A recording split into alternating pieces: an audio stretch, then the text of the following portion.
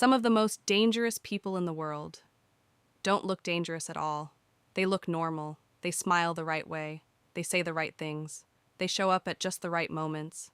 And by the time you realize something is wrong, you're already alone with them.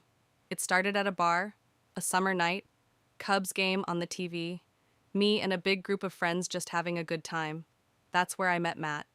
We were both watching the game and we just clicked. Talked for a while, vibed. By the end of the night, we'd exchanged Instagrams. Nothing unusual about that. His profile looked exactly like you'd expect. A normal guy in his 20s, going out, traveling, staying active, decent following, nothing suspicious. I figured we'd probably never actually hang out again. That's usually how it goes when you make a random friend at a bar, right? I was wrong. The very next night, I was out again at an outdoor bar on the water for my friend Tyler's birthday. I posted an Instagram story, just us singing and celebrating. About an hour into the night, I felt a tap on my shoulder. I turned around. It was Matt. He said it was his favorite Saturday night spot. I smiled, introduced him around. Everyone was drinking. Everyone was having fun. It seemed like a coincidence. It wasn't. Over the next couple weeks, Matt and I hung out a few more times. Golf on a Sunday morning. Just the two of us. Food after. A couple hours. No big deal. He seemed like a good guy. Then he invited me to Arizona. The Grand Canyon had always been on my bucket list. I checked the dates, confirmed work was fine, and said yes immediately. I tried getting a few friends to come along. They all said no. I asked Matt if any of his friends were going. He said no, just the two of us.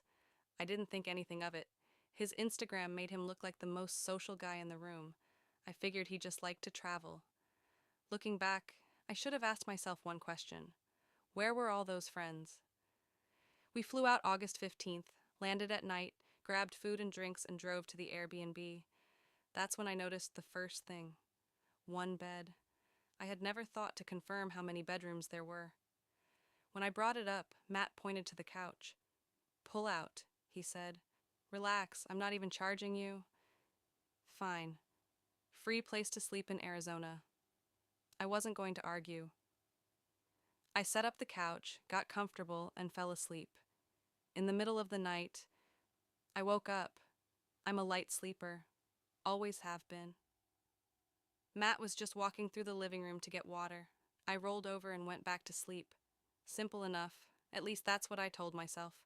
The next day, hiking the Grand Canyon, exploring Phoenix, more bars. We got very drunk. I don't remember much after getting back to the Airbnb. Music, plugging in my phone next to the couch, then nothing. I woke up a couple hours later, bladder, dry mouth, dark room. I stood up to go to the bathroom when I heard it. A creak, just one, like a footstep. I looked around the room. Nothing. I went to the bathroom. Midstream, I heard something else. A door clicking shut. I finished, walked to Matt's bedroom door, and tried the handle. Locked. I knocked. No answer. I went back to the couch and stared at the ceiling for a while before falling asleep again. The next morning, I woke up with a headache. The first thing I noticed was my phone. I had left it charging on the floor next to the couch. Now it was sitting on the table beside me, unplugged. I stared at it. I told myself I must have moved it. I'd been drunk. I convinced myself of that. I shouldn't have. Our flight home was at 1 p.m. the next day. One more night. We went out again, drank again, got back to the Airbnb between 1 and 2 in the morning.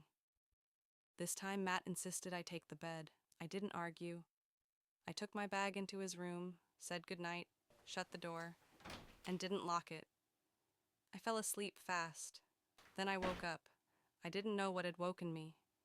You know that feeling? Where something pulled you out of sleep, but you didn't consciously hear it? I reached for my phone. It was gone. The charger cord was still dangling from the outlet, but my phone wasn't on it. I checked both sides of the bed. Nothing. That's when I jumped up, because there was a person on the floor. Matt. Face down. On the side of the bed farthest from the door.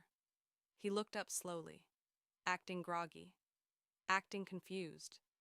Said he must have blacked out and wandered in without realizing.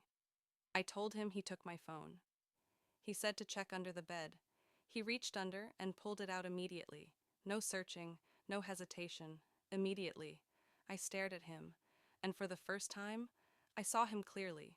Not a travel buddy, not a new friend, not a normal guy, something else entirely. He offered